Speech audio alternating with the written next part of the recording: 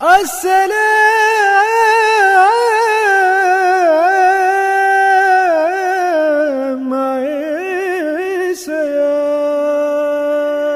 باللہ من الشیطان الرجیم، بسم اللہ الرحمن الرحیم۔ تمام تعریفیں اس پاک پروردگار کے لیے کہ جو تمام جہانوں کا پالنے والا ہے، اور لاکھوں کروڑوں درود و سلام آن حضرت صلی اللہ علیہ وآلہ وسلم اور ان کی آل پر۔ سامعین گرامی، میں آپ کا میزبان سلیم گیلانی رمضان المبارک کا خصوصی پروگرام قصص الانبیاء علیہ السلام لے کر حاضر خدمت ہوں۔ السلام علیکم اور السلام علیکم پاکستان۔ عزیزان گرامی، پروگرام قصص الانبیاء علیہ السلام میں اللہ کے آخری رسول حضرت محمد مصطفیٰ صلی اللہ علیہ وآلہ وسلم کی سیرت طیبہ کے بیان کی عظیم سعادت حاصل کرنے جا رہے ہیں۔ اللہ کے آخری رسول حضرت محمد مصطفیٰ صلی اللہ علیہ وآلہ وسلم کی آمد کی بشارت تو انبیاء سابقین شروع سے ہی دیتے چلے آ رہے تھے، مگر جب آپ کی تشریف آوری کا وقت قریب آیا تو بہت سے عجائبات اور حیرت انگیز واقعات کا ظہور ہونے لگا۔ انہی میں سے اصحاب فیل کی ہلاکت و بربادی ایک عبرتناک واقعہ ہے جو آپ کی غیبی بشارات میں ایک بشارت ہے۔ حبشہ کے بادشاہ کی طرف سے یمن کے علاقے میں ابرہہ نامی ایک حاکم تھا۔ اس نے دیکھا کہ عرب کے لوگ کعبے کا ادب کرتے ہیں اور اسے متبرک سمجھتے ہیں، اور دور دراز سے اس کی زیارت کو آتے ہیں اور نظریں چڑھاتے ہیں۔ یہ دیکھ کر اس کے دل میں حسد پیدا ہوا۔ اس نے اپنے دارالخلافہ صنعا میں کہ جو یمن کا مشہور شہر ہے، ایک عالی شان گرجا تعمیر کیا اور کعبے کی بجائے لوگوں کو اس کی تعظیم کرنے پر مجبور کیا۔ عربوں کو اس کی یہ حرکت ناگوار گزری۔ کسی نے غصے میں آ کر اس کے گرجا کو بول و بازار اور نجاست سے خراب کر دیا۔ اتفاق سے اسی رات مکے والوں کا ایک قافلہ شب باشی کے لیے اس گرجا کے نزدیک ٹھہرا ہوا تھا۔ اہل قافلے نے آگ سلگا رکھی تھی۔ رات کو ہوا کا جھونکا جو آیا تو آگ اڑ کر گرجا کو جا لگی۔ تھوڑی دیر میں وہ عمارت راکھ کا ڈھیر بن گئی۔ حضرت مسیح ابن حضرت مریم علیہ السلام کو اس دنیا سے سدھارے ہوئے 570 برس گزر چکے تھے، اور اس نور قدسی کے ظہور کو کہ جو بیت العقیق کی ظلمتوں میں جلوہ ریز ہو کر اقصائے عالم میں اپنی تجلیاں بکھیرنے والا تھا، صرف 2 مہینے کی مدت باقی تھی کہ ابرہہ ایک زبردست فوج لیے ہوئے کہ جس کے ساتھ ہاتھیوں کی ایک ہیبت انگیز قطار بھی تھی، خانہ کعبہ کے انہدام کی نیت سے روانہ ہوا۔ نجاشی کے نائب السلطنت کی فوجی تیاریوں کا حال سن کر پرستار کعبہ کی قومی غیرت میں بھی جوش آیا، اور ایک ہمیری سردار ذوالنفر کی قیادت میں عربوں کی ایک جماعت نے ان حملہ آوروں کو روکنا چاہا، مگر اس کے مقابلے میں ابرہہ نے بآسانی فتح پا لی۔ ذوالنفر گرفتار ہوا اور نجاشی کا لشکر حوالی مکہ میں خیمہ زن ہوا، اور حضرت عبد المطلب کے 200 اونٹوں پر قبضہ کر لیا۔ ابرہہ کے عساکر قاہرہ سے عہد برآ ہونے کے لیے قبائلی عرب نے کہ جو مکے کے گرد و پیش آباد تھے، اللہ کے رسول حضرت محمد صلی اللہ علیہ وآلہ وسلم کے جد امجد جناب عبد المطلب کو اپنا سفیر بنا کر ابرہہ کے پاس روانہ کیا کہ گفت و شنید کے بعد مفاہمت کی کوئی راہ نکالے۔ ذوالنفر کے دوست انیس کے توسط سے کہ جو ابرہہ کا فیل بان تھا، عبد المطلب نجاشی کے نائب السلطنت کے دربار میں پہنچے۔ عبد المطلب شکیل و وجیح تھے، چہرے سے قریشیت کا وہ خسروانہ جلال ٹپک رہا تھا جو آگے چل کر قیاسرہ و القاصرہ سے باج اطاعت لینے والا تھا۔ ابرہہ مرغوب ہو کر بے اختیار تخت سے نیچے اتر آیا اور انہیں اپنے برابر مسند پر بٹھا لیا۔ ترجمان کی وساطت سے جب ابرہہ نے ان سے آنے کی وجہ پوچھی تو انہوں نے کہا کہ آپ کے لشکریوں نے میرے 200 اونٹ پکڑ لیے، وہ مجھے دلوا دیے جائیں۔ ابرہہ نے استحقار کے لہجے میں کہا کہ آپ کو دیکھ کر میرے دل میں آپ کی وقت پیدا ہو گئی تھی، لیکن آپ کی باتیں سن کر وہ سب وقت مٹی میں مل گئی۔ کیا تماشا ہے کہ سردار قریش کو 200 اونٹ کے لینے کا خیال تو آیا، لیکن اپنے اور اپنے آباء و اجداد کی عبادت گاہ کا وہ بھولے سے بھی ذکر نہیں کرتا جسے مسمار کرنے کی نیت سے میں یہاں پر آیا ہوں۔ ابرہہ کی تقریر کا جو جواب سامعین گرامی عبد المطلب نے دیا، حضرت محمد مصطفیٰ صلی اللہ علیہ وآلہ وسلم کے دادا کا ہی حصہ ہو سکتا ہے۔ فرماتے ہیں کہ اونٹ تو میرے ہیں، لیکن کعبہ کسی اور کا ہے، اور وہ اپنے گھر کی حفاظت خود کر لے گا۔ ابرہہ جوش میں آ کر چلایا کہ دیکھوں کیسے کرتا ہے۔ اس پر عبد المطلب نے فقط اتنا کہا کہ یہ تمہارا اور اس کا معاملہ ہے، آپس میں جس طرح چاہو نمٹ لو، مجھے تو میرے اونٹ واپس چاہیے۔ غرض اپنے اونٹوں کی قطار لے کر عبد المطلب ابرہہ کے خیمہ گاہ سے مکہ واپس آئے۔ اہل مکہ نے یہ سن کر کہ ابرہہ کعبہ ڈھائے بغیر نہیں جائے گا، شہر کو خالی کر دیا۔ رخصت ہونے سے پہلے عبد المطلب اپنے چند قریش ہم چشموں کے ساتھ خانہ کعبہ کے دروازے پر پہنچے اور دروازے کی کنڈی تھام کر ان سادہ مگر رکت انگیز الفاظ میں رب کعبہ کی دعائی دی: الہی اپنے قرب و جوار میں بسنے والوں کی حمایت کر اور ان کی اسی طرح حفاظت کر جس طرح کوئی اپنے مال و اسباب کی حفاظت کرتا ہے۔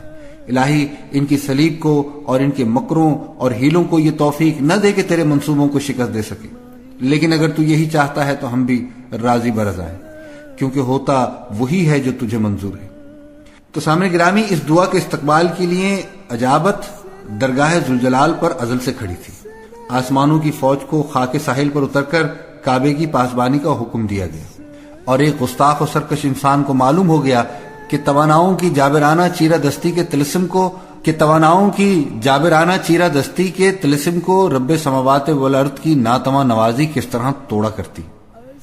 دوسرے دن الصبح ابراہہ نے اپنے لشکر کو کوچ کا حکم دیا کہ مکے میں داخل ہو کر کعبے کو زمین کے برابر کر دے۔ اس حکم کی نافرمانی کرنے والوں میں سب سے پہلے خود ابراہہ کا ہاتھی محمود تھا، جو گھٹنے ٹیک کر زمین پر بیٹھ گیا، اور باوجود یہ کہ مہاوت نے آنکس مار مار کر اسے اٹھانے کے سبھی جتن کر لیے، لیکن وہ اپنی جگہ سے نہ ہلا۔ گویا وہ زبان حال سے کہہ رہا تھا کہ مجھے خواہ کلہاڑوں اور برچھیوں سے ہلاک بھی کر ڈالو، لیکن میں مکے کی طرف ایک قدم بھی نہیں اٹھاؤں گا۔ تو یہ وہ بدشگونی تھی کہ جس کو دیکھ کر حملہ آور ہراساں ہو گئے، اور جب مہاوت نے یہ دیکھنے کے لیے کہ محمود حقیقت میں مکے کی طرف جانے سے پہلو تہی کر رہا ہے یا کسی اور وجہ سے اٹھنے کے قابل نہیں، جب اس کا رخ یمن کی طرف کیا تو وہ بتمام چستی و چلاکی اٹھ بیٹھا۔ اس کا فرار ہونا تھا کہ فوج کے دوسرے ہاتھی بھی اس کے پیچھے ہو لیے، اور انگشت تقدیر کا یہ اشارہ دیکھ کر ساری فوج میں بھگدڑ مچ گئی۔ ابراہ کے فوج نے جب اپنے ہاتھیوں کی یہ حالت دیکھی تو خالق کائنات جل شانہ نے ایک نیا کرشمہ دکھایا کہ اوج ہوا پر یک بہ یک پرندوں کے جھنڈ نمودار ہوئے اور اس حواس باختہ گروہ کے سر پر منڈلانے لگے۔ ہر ایک طائر مسور کے دانے کے برابر 3 سنگریزے لیے ہوئے تھا، ایک چونچ میں اور ایک دونوں پنجوں میں۔ تو عزیزان گرامی، کنکریوں کی یہ تعداد بھی بڑی معنی خیز تھی۔ حملہ آور صلیب پرستوں کو اختیار تھا کہ اگر چاہیں تو انہیں اقانیم ثالثہ کے متساوی القدر سوغات سمجھ لیں۔ اب یہ کنکر جوف قضا سے زہر ہلاہل کی بوندوں کی طرح برسنا شروع، جو ان کی زد میں آیا وہیں ڈھیر ہو کر رہ گیا۔ انہدام کعبہ کے مدعی بھاگتے پھرتے تھے، مگر سر چھپانے کے لیے ٹھکانہ نہ ملتا تھا۔ ہزاروں مارے گئے، اور جو بچے وہ تباہ حال اس آسمانی افداد کی جاں فرسا خبر لے کر نجاشی کے دربار میں پہنچے۔ خود ابراہ کا جسم بھی ان عقویت بار سنگریزوں سے چھلنی ہو گیا۔ اس کے بدن سے پیپ اور لہو بہنے لگا، اور اس کے اعضاء کٹ کٹ کر گرنے لگے۔ سینہ پھٹ گیا اور دل باہر نکل آیا، اور اس نے سخت عذاب کے ساتھ سسک سسک کر جان دے دی۔ 40 سال بعد واقعہ نگار ازل نے اپنی سماوی مستحات میں اس واقعے کی تصویر اس طرح کھینچی ہے۔ سورہ فیل کی 1 تا 5 آیت کہ جس کا ترجمہ ہے: کیا تم نے نہیں دیکھا کہ تیرے اللہ نے ہاتھیوں والی فوج کے ساتھ کیا سلوک کیا؟ کیا اس نے اس گروہ کے مکر و فریب کے منصوبوں کو باطل نہیں کیا، اور ان کے مقابلوں کے لیے پرندوں کا لشکر نہیں بھیجا جو ان پر سنگریزوں کی بوچھاڑ کرتا تھا، یہاں تک کہ ان کے بدن روندھی ہوئی بھس کی طرح ہو گئے۔ سامعین گرامی، قرآن رشد و ہدایت ہے، اور حضرت محمد مصطفیٰ صلی اللہ علیہ وآلہ وسلم راشد و ہادی۔ قرآن حق و صداقت کے لیے دعوت و پیغام ہے، اور رسول اکرم حضرت محمد مصطفیٰ صلی اللہ علیہ وآلہ وسلم اس کے داعی اور پیغمبر۔ اس لیے قرآن کا ہر ایک جملہ اور اس کی ہر ایک آیت کسی نہ کسی حیثیت میں ذات قدسی صفات سے تعلق رکھتی ہے۔ بلا شبہ آپ صلی اللہ علیہ وآلہ وسلم خدا پرست انسانوں کے لیے مبشر و بشیر، اور فتن جو مفسدوں، کافروں اور مشرکوں کے لیے منظر و نذیر ہے۔ روز قیامت صادق و کاذب دونوں پر شاہد و شہید ہیں۔ چشم حق بین اور گوش حق نیوش کے لیے ناصح ہیں، اور راہ حق سے بھٹکے ہوئوں کے لیے ہادی، اور اللہ سے بھاگے ہوئوں کے لیے دائی ہیں۔ ان کا وجود رحمت ہے کائنات عالم کے لیے، اور ان کی ہستی نظام کائنات کے لیے نعمت ہے۔ جہل و شرک کے لیے نور ہیں، اور پیغام الہی کے لیے نبی اور رسول ہی مصائب اور آلام میں عزیز ہیں، اور نوع انسانی کے ہر ایک گوشہ حیات کے لیے رؤوف و رحیم ہے۔ ان کی صدا صدائے حق ہے، اور ان کی ذات صادق الامین ہے۔ قرآن اللہ کا آخری پیغام ہے، اس لیے آپ خاتم النبیین ہیں۔ آپ کی بعثت عالمگیر ہے، اس لیے طٰ یاسین ہے، اور آسمان نبوت کے سراج منیر ہیں، اور کائنات رسالت کے بشیر و نذیر، عالم ادیان و ملل کی سلطانی کے باوجود گدائے کملی پوش ہیں، اس لیے مزمل ہیں اور مدثر ہیں۔ اللہ پر توکل ان کا شعار ہے، اس لیے متوکل ان کا وصف علی وقار ہے، اور وہ اللہ برحق کے برگزیدہ ہے۔ بارگاہ الہی میں ابرار و مقربین سے بھی زیادہ مصطفیٰ مجتبی نیکوکار و صالحین کے لیے شفیع المشفی ہیں، اور ہر ایک شعبہ حیات میں صادق المصدوق ہیں صلی اللہ علیہ وآلہ وسلم۔ اور وہ وقت یاد کرو جب اللہ تعالیٰ نے پیغمبروں سے عہد لیا کہ میں تم کو جو کچھ کتاب اور حکمت عطا کروں، اور پھر تمہارے پاس وہ پیغمبر آئے جو ان کتابوں کی تصدیق کرتا ہو جو تمہارے پاس ہیں، تم ضرور اس پر ایمان لانا اور ضرور اس کی مدد کرنا۔ پھر اللہ نے فرمایا کیا تم اس عہد کا اقرار کرتے ہو اور اس کو میرا ہم عہد سمجھ کر قبول کرتے ہو؟ تو انہوں نے کہا بے شک ہم اقرار کرتے۔ اللہ نے فرمایا اب تم اس عہد پر گواہ رہو اور میں بھی تمہارے ساتھ گواہ بنتا ہوں۔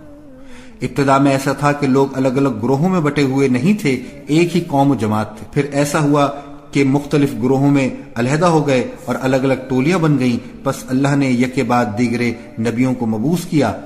وہ ایمان و عمل کی برکتوں کی بشارت دیتے اور انکار و بدعملی کے نتائج سے ڈراتے تھے۔ نیز ان کے ساتھ کتاب الہی نازل کی گئی تاکہ جن باتوں میں لوگ اختلاف کرنے لگے ہیں ان میں وہ فیصلہ کر دینے والی ہو اور تمام لوگوں کو راہ حق پر متحد کر دے۔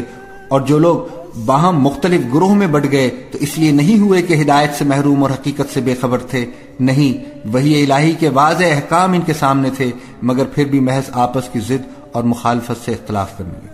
بالآخر اللہ نے ایمان والوں کو دین کی وہ حقیقت دکھا دی جس میں لوگ مختلف ہو رہے تھے، اور اللہ جسے چاہتا ہے دین کی سیدھی راہ دکھلا دیتا ہے۔ اللہ رب العزت کا فرمان ہے پس میں ان کے لیے رحمت لکھ دوں گا جو میرے رسول حضرت محمد صلی اللہ علیہ وآلہ وسلم کی پیروی کریں گے۔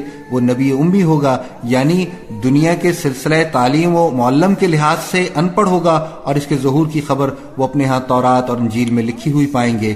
وہ انہیں نیکی کا حکم دے گا اور برائی سے روکے گا، اور پسندیدہ چیزیں حلال کرے گا اور گندی چیزیں حرام ٹھہرائے گا، اور اس بوجھ سے نجات دے دے گا جس کے تلے وہ دبے ہوئے ہوں گے، اور ان پھندوں سے نکالے گا جن میں گرفتار ہوں گے۔ تو جو لوگ ان پر ایمان لائے، ان کے مخالفوں کے لیے روک ہوئے، راہ حق میں اس کی مدد کی اور اس روشنی کے پیچھے ہوئے جو اس کے ساتھ بھیجی گئی ہے، یعنی قرآن، سو وہی ہیں جو کامیابی پانے والے ہیں۔ اے پیغمبر، تم لوگوں سے کہو اے افراد نسل انسانی، میں تم سب کی طرف اللہ کا بھیجا ہوا آیا ہوں۔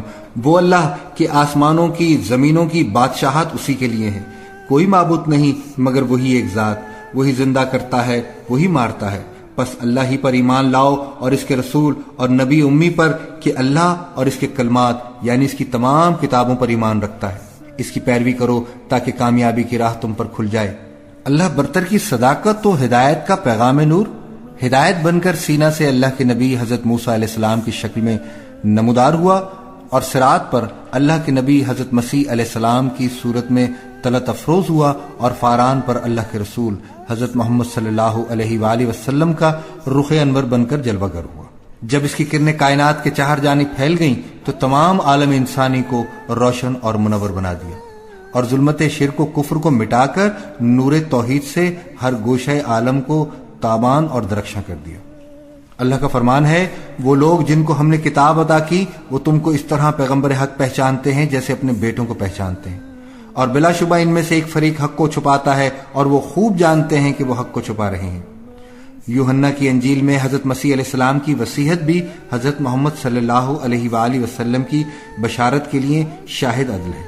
فرماتے ہیں حضرت مسیح علیہ السلام حواریوں اور شاگردوں کو دیکھ رہے ہیں کہ وہ ان کی جدائی سے کس درجہ متاثر ہیں، غم دل سے بھرے ہوئے ہیں، آنکھیں پرنم ہیں، حسرت و یاس چہرے سے ٹپک رہی ہے۔ کیوں؟ کیا اس لیے کہ ایک انسان ان سے جدا ہو رہا ہے؟ نہیں، بلکہ اللہ کا ایک ہادی نبی اور رسول پیغمبر صداقت کی وداعی گھڑیاں قریب ہیں، اور اب نہیں کہا جا سکتا کہ دنیا ایسی مقدس ہستیوں سے بہرور ہوگی یا نہیں، کیونکہ منکروں اور باطل پرستوں نے اللہ کی اس نعمت کی کوئی قدر نہیں کی اور اس کو رد کر دیا۔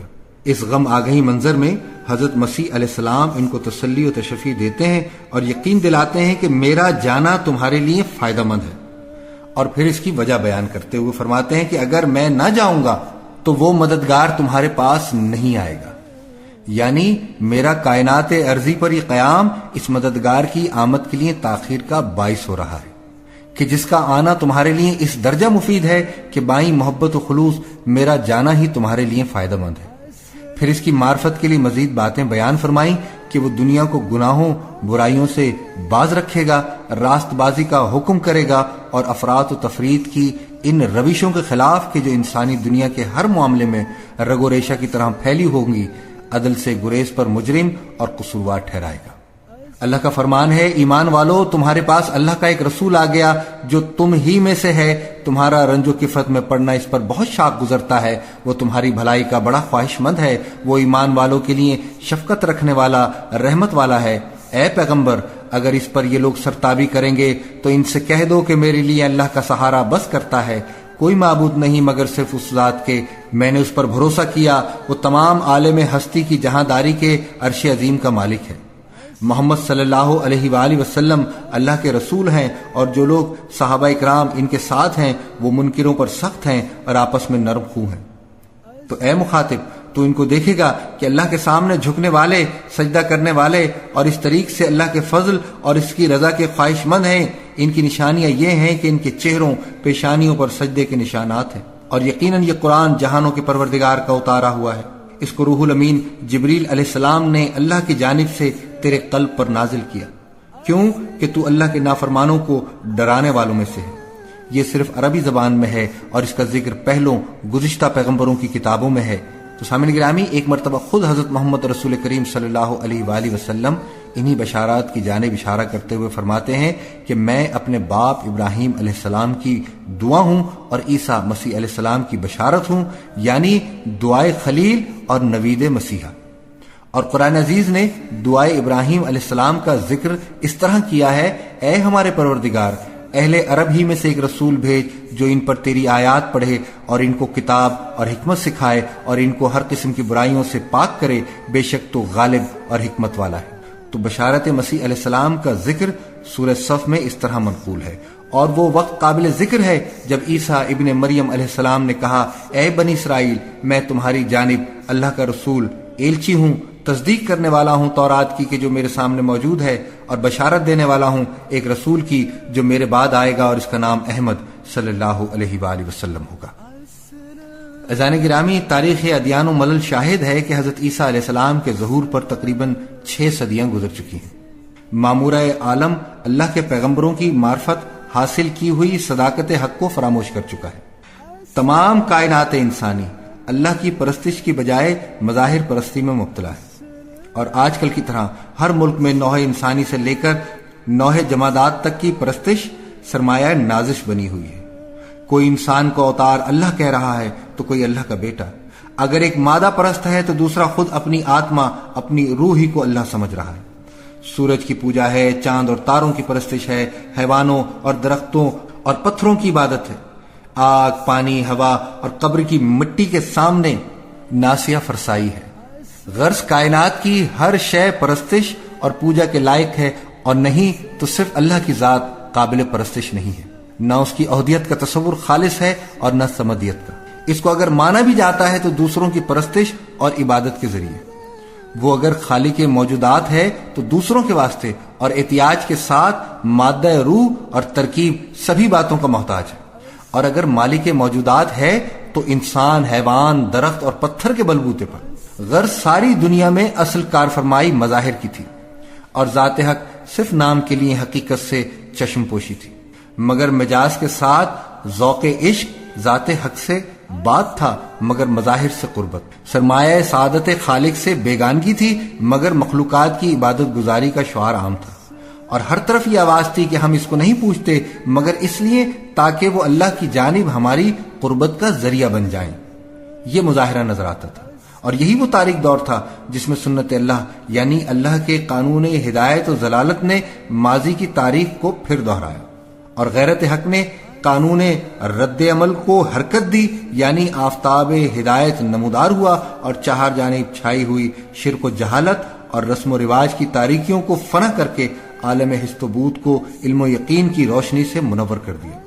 صبح صادق کا سہانا وقت، پیر کا مبارک دن، 12 ربیع الاول کی تاریخ، اپریل کا مہینہ 571 سن عیسوی کہ نور مجسم، محسن اعظم، پیکر عظمت، سراپا شرافت، اللہ کے آخری رسول حضرت محمد مصطفیٰ صلی اللہ علیہ وآلہ وسلم نے اپنے وجود مسعود سے دنیا کائنات کو مشرف فرمایا۔ کائنات ارض و سما کا ذرہ ذرہ نور میں نہا گیا۔ فضائے بسیط میں شور مسرت و شادمانی سے دھوم مچی۔ 650 سال کے بعد صفحہ ارض پر ملائکہ رحمت کا نزول ہوا۔ توحید اور اللہ پرستی کا اجڑا ہوا چمن پھر سے مسکرایا۔ شرک و بے ایمانی کے ایوانوں میں زلزلہ آیا کہ توحید و اللہ پرستی کے سب سے بڑے معلم نے جنم لیا۔ مظلوم اور دکھی دنیا کے زرد و غمناک چہروں پر خوشی و مسرت کی نظارتیں قربان ہونے لگیں کہ شہنشاہ حریت و مساوات، سلطان اخوت و اتحاد، تاجدار محبت و داد کا قدم مبارک آیا۔ کفر و باطل کی نبضیں چھوٹ گئیں، تاریکی اور جہالت نے بستر باندھا، وحشت و بربریت، صفاقی و قذاقی، خونریزی و فساد کے گھروں میں صفحہ ماتم بجھ گئی۔ نیکی و صلاحیت کے سوکھے ہوئے چمن میں بہار آ گئی۔ ایوان کسرا کے 14 کنکرے گر گئے، آتش کدہ فارس بجھ گیا۔ شان عجم، شوکت روم، اوج چین کے قصر ہائے فلک بوس گر پڑے۔ صنم خانوں میں خاک اڑنے لگی، بت کدے خاک میں مل گئے۔ شرازہ مجوسیت بکھر گیا، نصرانیت کے اوراق خزاں دیدہ ایک ایک کر کے جھڑ گئے۔ مظلوموں اور بے قصوں کے بے قرار دل کو قرار آیا۔ غلامی کی آہینی زنجیریں پانی ہونے لگیں۔ معصوم بچیوں کا خون ناحق ان کی حفاظت اور سیانت کے چہرہ معصوم پر غازہ حسن زندگی بن کر نمودار ہوا کہ حق و صداقت کا علمبردار معظم، علم و عرفان کا معلم اعظم، اتفاق و اتحاد کا پیکر مجسم، عدل و انصاف اور مساوات و اخوت کا قائد مکرم یعنی حضرت محمد مصطفیٰ صلی اللہ علیہ وآلہ وسلم، یتیم عبداللہ، جگر گوشہ آمنہ، شاہ حرم، فرما روائے عالم، شہنشاہ کونین، عالم قدس سے عالم امکان میں تشریف لائے اور عزت و اجلال ہوا۔ باغبان فطرت نے دنیائے عالم کو پیغام مسرت سنایا کہ چمستان رحمت کا وہ گل رنگی کھلا کہ جس کی نگہت پذیریاں اور دل ربائیاں رہتی دنیا تک مشام عالم کو معطر اور دیدہ بینا کو متحیر رکھے گی۔ رخسار کائنات کو غازہ حسن ازل ملا، چہرہ ہستی کو شاید ابد سے زینت نصیب ہوئی کہ اس جان محبوبیت نے اپنے قدم سے دنیا کو نوازا کہ جس کا ثانی نہ ازل میں تھا نہ ابد میں ہوگا۔ سامعین گرامی، حضرت محمد مصطفیٰ صلی اللہ علیہ وآلہ وسلم کے والد ماجد حضرت عبداللہ عین عالم شباب میں صرف 24 سال کی عمر میں آپ کی ولادت باسعادت سے پہلے رحلت فرما گئے تھے۔ اس لیے آپ صلی اللہ علیہ وآلہ وسلم کے دادا عبد المطلب کو آپ صلی اللہ علیہ وآلہ وسلم کی ولادت سے بے حد مسرت ہوئی۔ مزدہ ولادت سنتے ہی دوڑے آئے ہیں، فرت مسرت سے پھولے نہیں سمائے ہیں، گود میں اٹھا لیا، چوما ہے، پیار کیا ہے۔ حصول برکت کے لیے اسی وقت خانہ کعبہ میں لے گئے ہیں، وہاں حضور قلب سے بچشم پرنم پوتے کی صحت و عافیت کی دعائیں کی ہیں، دھوم دھام سے عقیقہ کیا ہے، معززین کی ضیافتیں کی ہیں، اور جب نام کے متعلق پوچھا گیا ہے تو بے ساختہ زبان سے نکلا ہے، میں اپنے لخت جگر کا نام محمد رکھوں گا صلی اللہ علیہ وآلہ وسلم۔ خاندان والے حیران ہیں کہ یہ کیسا انوکھا نام ہے، آپ نے قبیلے کے نام سے جدا نام کیسے رکھ دیا؟ آپ اس کے جواب میں جو الفاظ کہتے ہیں وہ دریائے حقیقت کے بیش بہا موتی بن کر عبدالآباد تک چمکتے رہیں گے۔ فرماتے ہیں کہ یہ نام اس لیے رکھتا ہوں تاکہ میرا بیٹا بڑا ہو کر دنیا بھر کی تعریف و توصیف کا مستحق ہو۔ اے خوش نصیب بزرگ عبد المطلب، یہ آپ نے نہیں کہا بلکہ حضرت محمد صلی اللہ علیہ وآلہ وسلم کے خالق نے آپ سے کہلوایا کہ بڑے ہو کر اور دنیا بھر کی تعریف و توصیف کیا، دنیا و کائنات ارض و سما کا مالک اللہ پاک ازل سے اس تیرے نونہال کی تعریف اور توصیف کر رہا ہے۔ رب العالمین نے تورات میں حضرت محمد مصطفیٰ صلی اللہ علیہ وآلہ وسلم کا وصف ان لفظوں میں بیان کیا ہے۔ ارشاد باری تعالیٰ ہے، محمد صلی اللہ علیہ وآلہ وسلم میرے بندے اور میرے رسول ہیں، امت پر شفیق ہیں، تمام خلق کریم میں ان کو عطا کروں گا، اور سکینہ کو ان کا لباس، اور نیکوکاروں کا ان کا شعار، اور تقوی کو ان کا ضمیر، اور صدق کو ان کی طبیعت بناؤں گا، عفو و احسان کو ان کی عادت، اور عدل کو ان کی سیرت، اور حق کو ان کی شریعت، اور اسلام کو ان کی ملت، اور ان کی امت کو بہترین امت بنا کر لوگوں کے لیے نکالوں گا۔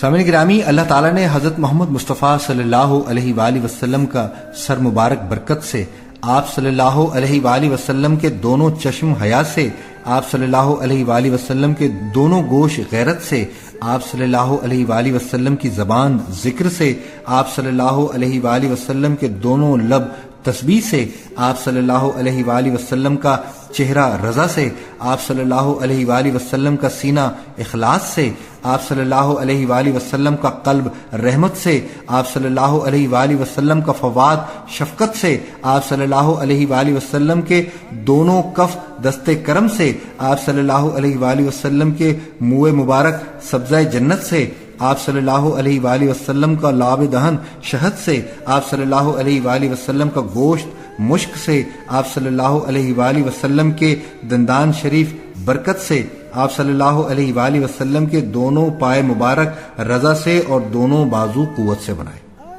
اور اللہ تعالیٰ نے تمام دنیا کے بسنے والوں کو فرمایا، یہ تمہارے پاس میرا ہدیہ ہے، اس کی قدر پہچانو اور اس کی تعظیم کرو۔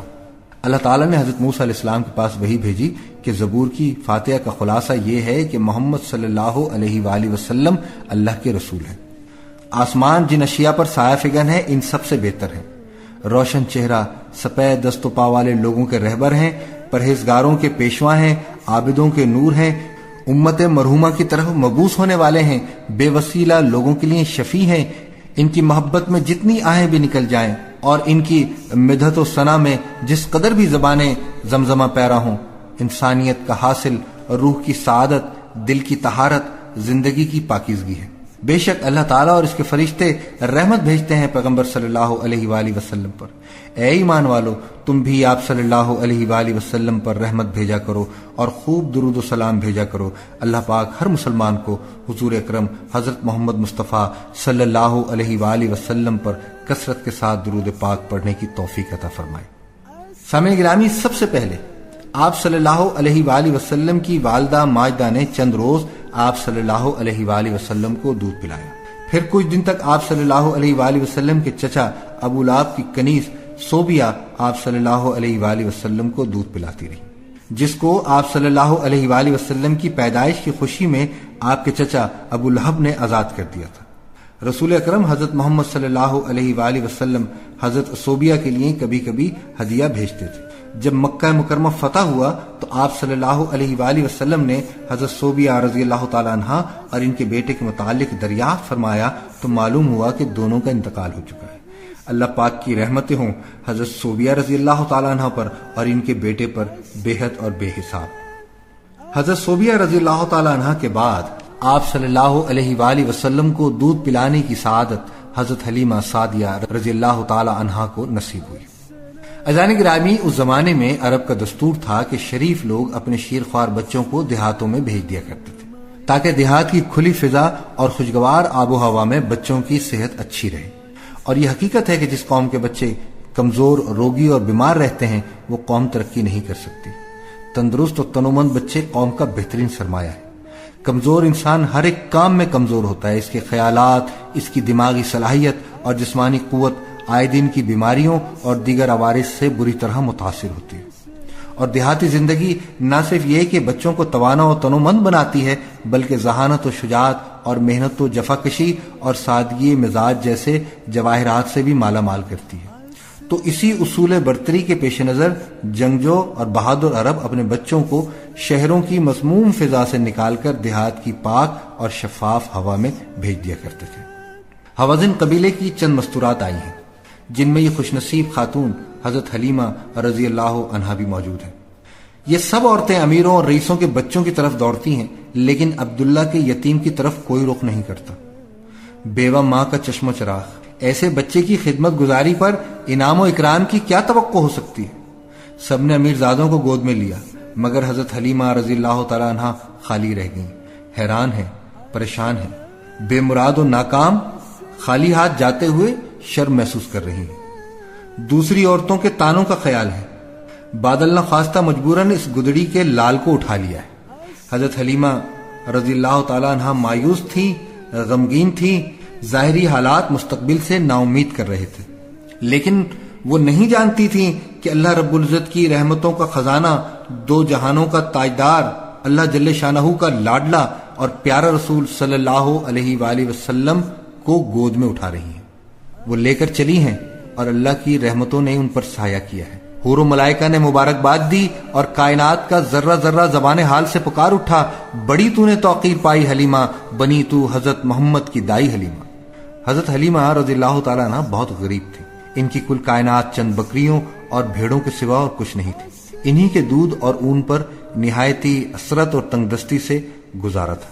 مبارک قدم مولود مسعود رحمت عالم صلی اللہ علیہ وآلہ وسلم کیا تشریف لے گئے ہیں کہ ان چند بکریوں میں برکت اور رحمت کا وہ ظہور ہوا ہے کہ ان کے بچوں کی کثرت اور تنومندی اور دودھ کی کثرت و زیادتی نے وہ جلوے دکھائے ہیں کہ چند ہی روز میں حضرت حلیمہ رضی اللہ تعالیٰ عنہ کا گھر دھن و دولت سے بھرپور ہو گیا، اور یہ غریب و نادار عورت سارے گاؤں میں سب سے زیادہ متمول اور مالدار بن گئی.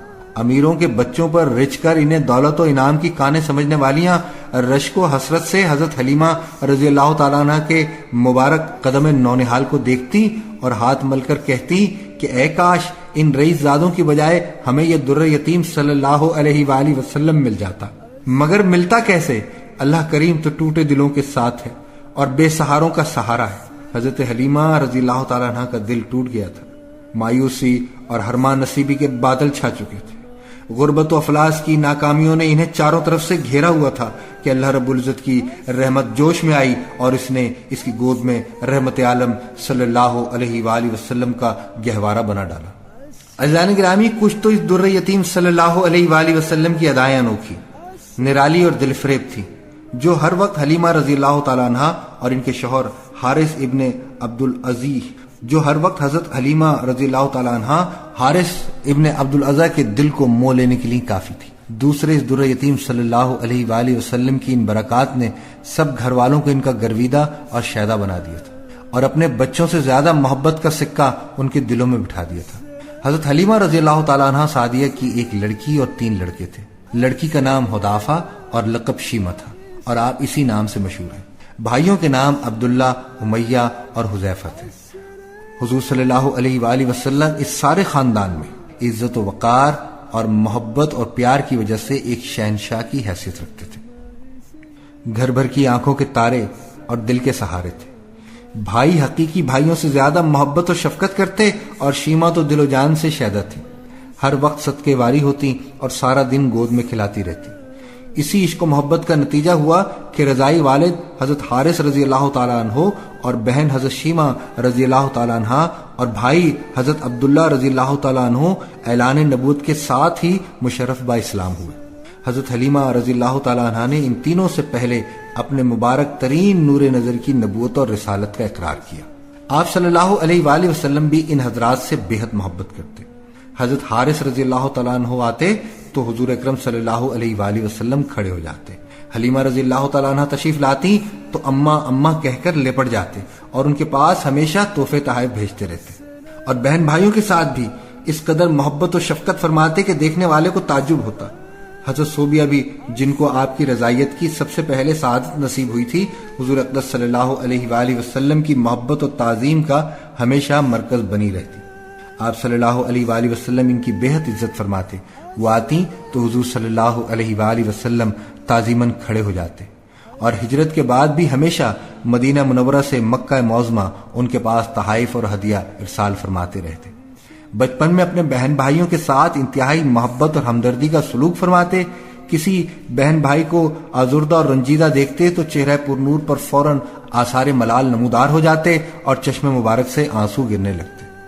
ایک روز آپ صلی اللہ علیہ وآلہ وسلم اپنے رضائی بھائی عبداللہ کے ساتھ بکریاں چرا رہے ہیں کہ حضرت جبریل علیہ السلام آپ صلی اللہ علیہ وآلہ وسلم کے پاس تشریف لاتے ہیں اور آپ صلی اللہ علیہ وآلہ وسلم کو پکڑ کر زمین پر چت لٹاتے ہیں، سینہ چاک کرتے ہیں، قلب مبارک چیر کر سونے کے تشت میں رکھ کر آب زمزم سے دھوتے ہیں اور پھر اس کو اپنی جگہ پر رکھ کر سی دیتے ہیں اور دونوں شانوں کے درمیان ایک مہر لگا دیتے ہیں.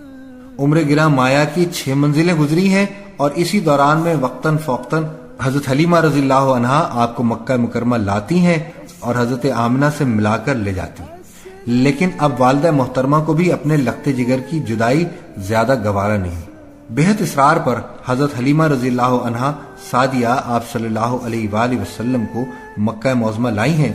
بیوہ ماں نے جب اپنے نور نظر کو دیکھا ہے تو باغ باغ ہو گئی، خوشی سے پھولی نہیں سمائی ہیں، ہزار جان سے قربان ہونے لگی ہیں. بوڑھا دادا اپنے یتیم پوتے کو دیکھ دیکھ کر نہال ہوتا ہے.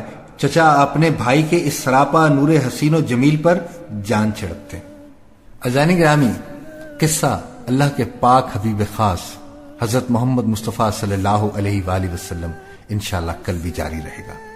کل ایک بار پھر اسی جگہ، اسی پروگرام میں، اسی وقت آپ لوگوں سے ملاقات ہوگی۔